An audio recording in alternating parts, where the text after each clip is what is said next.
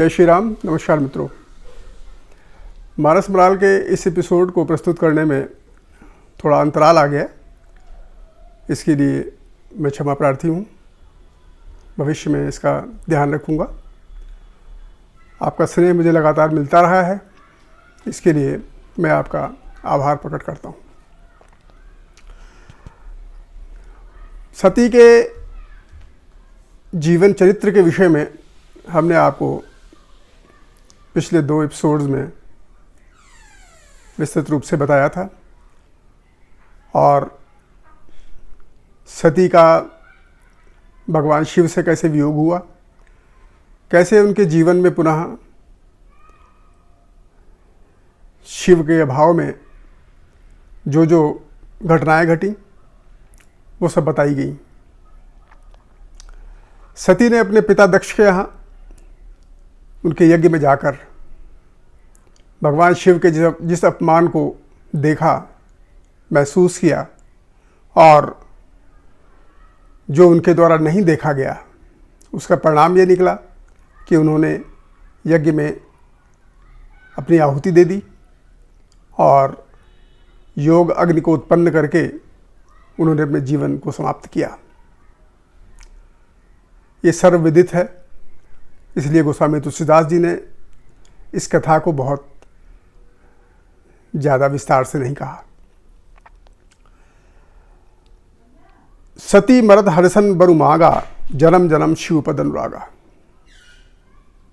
यहाँ पर सती के द्वारा भगवान श्री राम से जो प्रार्थना की गई, जो विनय की गई, मृत्यु के समय, मरते समय भगवान श्री राम से उन्होंने जो वर मांगा, वो वर क्या था? जन्म जन्म शिव पद अनुरागा। जन्म जन्मांतर तक भगवान शिव के ही चरणों में उनका अनुराग हो। ये भगवान श्री राम से सती ने मांगा कि जिस जन्म में मैं उत्पन्न हूँ, जो भी जन्म मैं लूँ, उसमें भगवान शिव ही मुझे पति के रूप में प्राप्त हो। ये अंतिम समय में जो प्रार्थना भगवान से करी उन्होंने, उसका परिणाम क्या निकला कि सती के अंदर शिव के प्रति जो अनुराग था वो दुगुणीभूत हो गया था, वो निरंतर बढ़ा ही था। बीच में एक संक्षेप में एक कथा ये भी आती है कि जब सती ने अपनी जीवन लीला समाप्त की तो भगवान शिव बहुत विलाप करने लगे और उन्होंने सती को धारण करके, सती को लेकर के वो ब्रह्मांड में भ्रमण करने लगे, रोते रोते विलाप करते हुए। भगवान विष्णु ने जब शिव की यह दशा देखी तो उन्होंने अपने चक्र से सती के खंड किए, जो कि 51 शक्तिपीठ के नाम से हम सभी लोग जानते हैं। वे देश के विभिन्न हिस्सों में, प्रांतों में वो सती के जो पीठ थे स्थापित हो गए। जहाँ जहाँ उनका जो भी उनका टुकड़ा गिरा, उसके नाम से एक शक्तिपीठ स्थापित हो गई। ये भी कथा सभी लोग जानते हैं। आज भी उनकी बहुत पूजा होती है। कालांतर में सती हिमाचल के यहाँ, हिमगिरी के यहाँ, हिमालय पर्वत के यहाँ पार्वती के रूप में उत्पन्न हुई। हिमालय उनके पिता थे और मैना उनकी माता थी। पार्वती पर्वत पुत्री थी। इस बार पर्वत जो होते हैं वो विवेक के स्वरूप होते हैं। पर्वत के अंदर बहुत कुछ ब्रह्म ज्ञान छिपा हुआ होता है और पावन पर्वत वेद पुराना। तुलसीदास जी ने कहा है कि वेद पुराण जो है वही पावन पर्वत होते हैं। तो इस बार पार्वती ने जो जन्म लिया वो वेद पुराणों से संग्रहित जो बुद्धि है वो उनके अंदर आ गई, क्योंकि जो बुद्धि है वो हमें माता पिता के द्वारा ही प्राप्त होती है। पिछली बार जो उनको बुद्धि प्राप्त हुई थी वो दक्ष प्रजापति के द्वारा प्रदान की गई थी, और इस बार जो बुद्धि उन्हें मिली वो पर्वतराज के द्वारा प्राप्त हुई। मैना श्रद्धा का स्वरूप है और पर्वतराज हिमालय वेद पुराणों का सार हैं। इससे ये भी स्पष्ट होता है इस बार पार्वती के अंदर का जो अज्ञान था वो समाप्त हो चुका था। अज्ञान दक्ष के रूप में था जो कि समाप्त हो चुका था पिछले जन्म में, और ज्ञान जो है वो पर्वत राज हिमालय के रूप में उनको प्राप्त हुआ जो कि उनको इस जन्म में प्राप्त हुआ। अब उनकी बुद्धि जो थी वो बड़ी निर्मल हो चुकी थी। तही कारण हिमगिरि गृह जाई जन्मी पार्वती तनु पाई, जब ते उमा शैल गृह जाई सकल सिद्ध संपत्ता छाई। गोस्वामी तुलसीदास जी ने वर्णन करते हुए लिखा है कि जब से पार्वती ने हिमालय राज के यहाँ जन्म लिया, हिमगिरि के यहाँ जन्म लिया, तब से वहाँ की जो संपदा थी वो बहुत बढ़ गई। वहाँ की संपदा, रिद्धि सिद्धि, अणिमादिक, वहाँ की सारी चीज़ें बढ़ती चली गईं, और सारा का सारा जो हिमालय प्रदेश था, हिमगिरि क्षेत्र था, वो संपदाओं से भर गया। वहाँ पर ऐसी कोई भी वस्तु नहीं थी जो उत्पन्न न हो चुकी हुई हो। नाना प्रकार के औषधि युक्त वहाँ पर पदार्थ उत्पन्न हो गए। वहाँ पर ऋषि मुनि इत्यादि ने आकर निवास स्थान ग्रहण कर लिया गिरि कंदराओं में, और रिद्धि सिद्धि वहाँ पर प्रकट हो गई। वहाँ पर मणिमाणिक इत्यादि बहुत प्रकार के, अनंत प्रकार के सब प्रकट हो गए। वृक्षों ने वहाँ पर आकर, जो फलदार वृक्ष थे उन्होंने आकर वहाँ पर अपना स्थान ले लिया। ये पार्वती के जन्म के कारण ही ऐसा हुआ, क्योंकि पार्वती इस बार तपस्या की मूर्ति बनकर आई हुई थी। जाता मुनि सुआश्रम दीन है उचित बास हिमभूधर दीन है।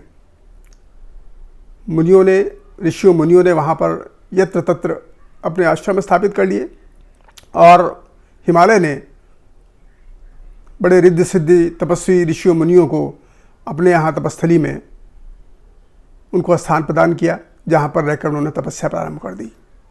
अब यहाँ का वातावरण अत्यंत निर्बल था, जो कि पूरी तरीके से पिछले वातावरण से भिन्न था।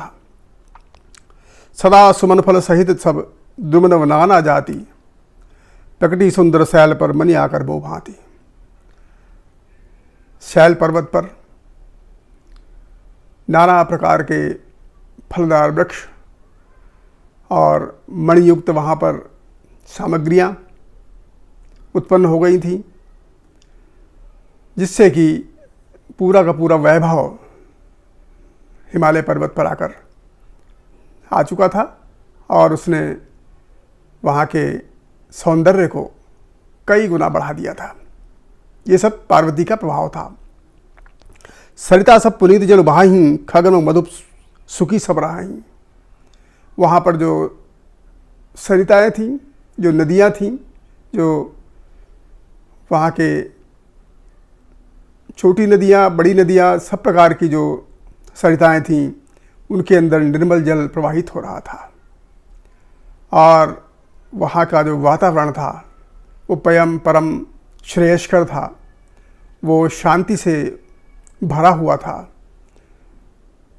वहाँ पर किसी प्रकार का कोई उपद्रव नहीं था, वहाँ पर किसी प्रकार की अशांति नहीं थी, कोई कलरव इस प्रकार का नहीं था जो कि शांति उत्पन्न करता। सहज बैरु सब जीवन त्यागा, गिरि पर सकल करहीं अनुरागा। सभी जीवों ने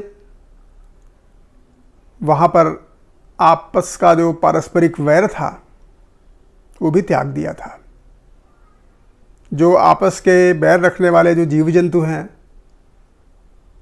जो कि एक दूसरे को देखकर क्रोधित होते हैं, उन पर प्रहार करते हैं, हिंसात्मक हो जाते हैं, वहाँ पर जो हिंसा की वृत्ति थी जीवों की वो समाप्त हो चुकी थी। ऐसा वहाँ का वातावरण हिमालय का हो चुका था। सो हसल गिरजागृह आए, जिमी जनु राम भगति के आए।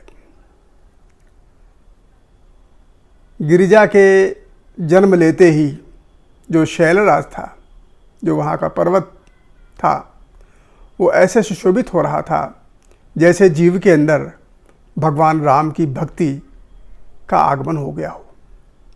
भगवान राम जिस प्रकार से जीव के अंदर अपनी भक्ति प्रदान कर देते हैं, उसको जीव को अपना अनुराग दे देते हैं, उसको अपना ज्ञान दे देते हैं, तो राम भक्त के आते ही जीव के अंदर एक विशेष प्रकार का सौंदर्य उत्पन्न हो जाता है। वही सौंदर्य पार्वती के जन्म लेते ही शैलराज के यहाँ, हिमालय पर्वत के यहाँ सर्वत्र सर्वदिक व्याप्त हो गया था।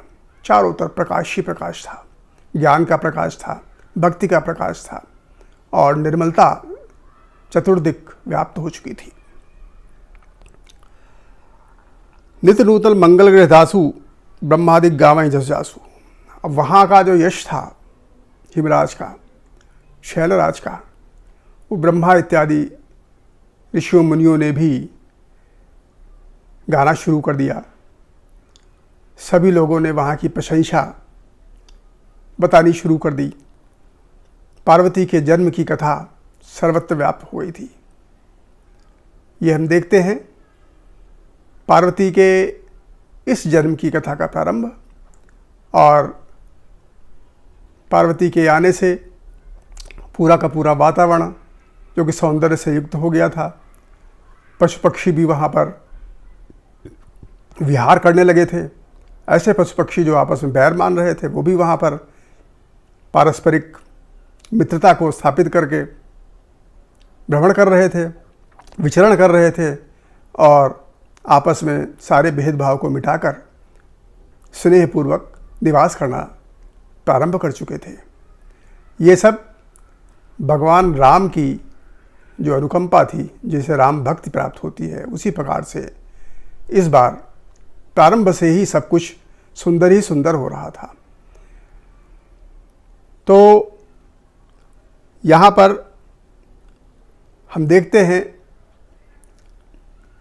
कि इस जन्म की प्रतीक्षा देवी देवता बहुत समय से कर रहे थे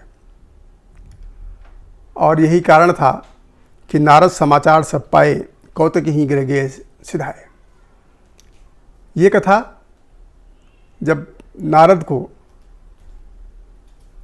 इसकी जानकारी प्राप्त होती है तो वो तत्काल हिमालय पर्वत के यहाँ जाते हैं ये समाचार पाते ही, और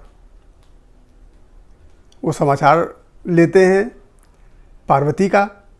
उनके जन्म को सुनकर नारद के अंदर कौतूहल उत्पन्न होता है, क्योंकि वो ऐसे ऋषि थे जो कि ये जानते थे कि ये पार्वती जो हैं वो पिछले जन्म की सती हैं और भगवान शिव का इनका जन्म जन्मांतर का स्नेह है, अनुराग है।